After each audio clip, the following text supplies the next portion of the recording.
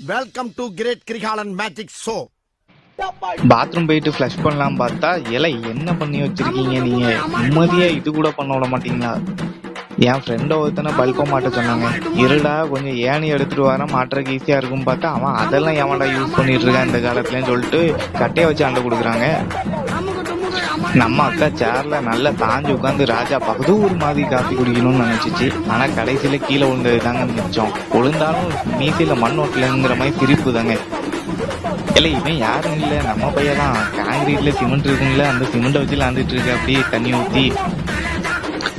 இது வேற ஒன்றும் இல்லைங்க. நேற்று எனக்கும் அந்த மட்டுக்கும் ஒரு சின்ன சண்டை அப்போ லைட்டா ஒரு கார்ல ஒரு குத்து விட்டேன். அந்த இடம் மட்டும் நெளிஞ்சு போச்சு. அதை தான் நம்ம ஆளு இப்ப சரி பண்ணிட்டு இருக்க. அப்படி அது வேற ஒன்றும் இல்லை. ஆட்டு கடைக்கு ஆடு போற மாதிரி நம்ம தாய்லாந்து கடைக்கு போற வண்டி. அது எங்க போறோம்னு தெரியாம எவ்வளவு ஜாலியா ஆசையா குதிச்சுட்டு வருது பாருங்க.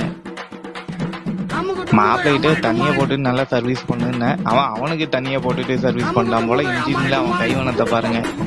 லிஸ்ட் படி எல்லா ஜாமாவும் போட்டாச்சான்னு பார்த்துட்டு போனை தூக்கி போடுன்னு அவன் ஒரு வேகத்துல போனையும் தூக்கிக்குள்ள போட்டாங்க.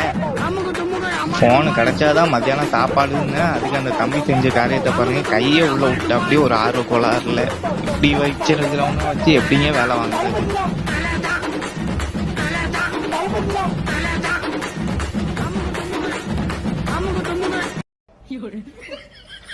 நம்ம ரொனால்டோ கோல் போட்டதுக்கு அப்புறம் ஒரு செலிப்ரேஷன் பண்ணுவார்ல, அதே மாதிரி பண்ணலாமான்னு நம்ம தெருப்பையன்ட்டு கேட்டேன்.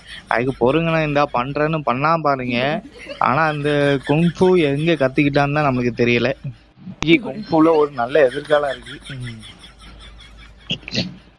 இந்த கொரோனா பேட்ச் பையன் ஒருத்தன் வீடு கட்டி தரான்னா குறைஞ்ச ரேட்டுக்கு அவனையும் நம்பி ஒரு ப்ராஜெக்டை கொடுத்துங்க. இந்த வீட்டை கட்டிட்டாங்கன்னு லைட்டை போட்டா லைட் எரிய மாட்டேங்குது, பதிலுக்கு ஷவரை போட்டா தண்ணி வர மாட்டேங்குது, அங்க லைட் எரியுது. கொரோனா பேட்ச் அவங்க வேலையை காட்டிட்டாங்க.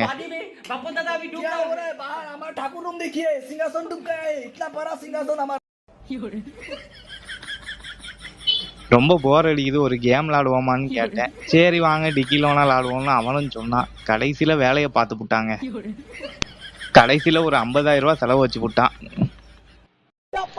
வண்டியில உள்ள செங்கல் இறக்குறதுக்கு ஒரு நாள் கூலியா 1000 ரூபாய் கேட்டேன். போனது முடியாதுன்னு சொன்னாரு. சரி 100 ரூபா தான் ஒரு நாளைக்கு தர முடியும்னாரு. அதான் சட்டுன்னு இறக்கி விட்டு அடுத்த வேலைக்கு போவோமேன்னு போயிட்டேன்.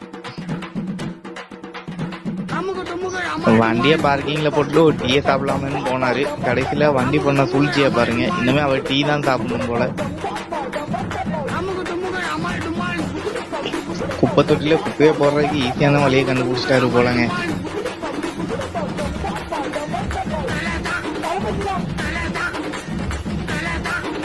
கெட்டின பில்டிங் ஸ்ட்ராங்கா இருக்கா இல்லையான்னு அவருக்கே டவுட் வந்துச்சு. சரி அசைச்சு பார்ப்போமேன்னு பார்த்தாரு. சோழி முடிஞ்சிச்சு. பில்டிங் கரெக்டான ஷேப்ல வரணும்னா அதுக்கு முக்கியமானது மெஷர்மெண்ட் தாங்க.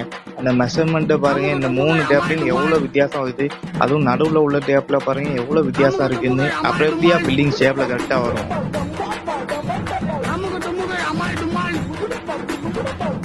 தம்பிக்கு அவன் கட்டின செங்கல் வரியிலேயே டவுட் வந்துச்சு. நம்மளா இவ்வளவு ஸ்ட்ராங்கா அழகா கட்டிடுவோம். லைட் அசைச்சு பார்ப்போமே, அசைச்சாரு அஸ்திவாரமே அசைஞ்சிச்சுங்க. ஆசையா பெரிய டிவி ஒன்று வாங்கி வச்சு படம் பார்க்கலாமேன்னு நினைச்சேன். அப்போ வந்தான் பாருங்க இவன். லைஃப் கோணலா இருக்குன்னு சொன்னான். மொத்த டிவியுமே க்ளோஸ் பண்ணிட்டானுங்க. சின்ன வயசுலயே அவருக்கு மெட்ரோல போகணும்னு ரொம்ப ஆசைங்க. ஆனா மெட்ரோல தான் போக முடியல. சரி நம்ம வீட்டையாச்சும் ஒரு ட்ரெயின் மாதிரி மெட்ரோ ட்ரெயின் மாதிரி கட்டலாமேன்னு கட்டினாரு. செம்மையா வந்துருக்கீங்க பினிஷிங்கு. இவ்வளோ லோட ஏத்திட்டு போனாலே கண்டிப்பா அங்க ஒரு சம்பவம் நடக்கும், நமக்கும் ஒரு கண்டென்ட் கிடைக்கும். அதே மாதிரியே இங்க பாருங்க வேலையை காட்டி போட்டா. அப்படி எதுக்கியா இவ்வளவு லோடு ஏத்துறீங்க பொது வழியில?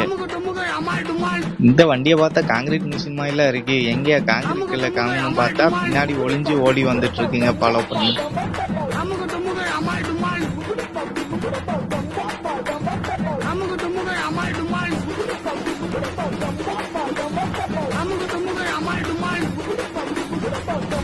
ஆனா காலையிலேயே வர வேண்டிய ட்ரெயின் இன்னும் வரலையான்னு செக் பண்ணும்போது தான் தெரியுது. மெயின்டெனன்ஸ் வேலையில சைட்ல இருக்க வேண்டிய கம்பியை தூக்கி போஸ்டை தூக்கி ரயில்வே ட்ராக் நடுவில் வச்சிருக்கானுங்க.